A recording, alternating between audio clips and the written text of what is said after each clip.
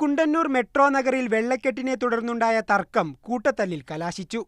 സംഭവത്തിൽ 7 പേർക്കെതിരെ മരട് പോലീസ് കേസെടുത്തു. ഇരു വിഭാഗങ്ങളിലെയും കൂടി 7 പേർക്കെതിരെയാണ് മരട് പോലീസ് കേസെടുത്തത്. പ്രദേശത്തെ വെള്ളക്കെട്ടിനെ ചൊല്ലി ഇരുവിഭാഗവും തമ്മിലുണ്ടായ തർക്കമാണ് ഒടുവിൽ കൂട്ടത്തല്ലിലെത്തിയത്. സംഘട്ടനത്തിൽ പരുക്കേറ്റവർ ആശുപത്രിയിൽ പ്രാഥമിക ചികിത്സ തേടി. മരട് മെട്രോ നഗറിൽ തിങ്കളാഴ്ച രാവിലെ 10ഓടെയായിരുന്നു സംഭവം. ഇതിലൂടെ ഒഴുകിയിരുന്ന തോടിലൂടെ ഉപ്പുവെള്ളം കയറാതിരിക്കാൻ വേനലിൽ സ്ഥലമുടമ സിമന്റിട്ട് അടച്ചിരുന്നു.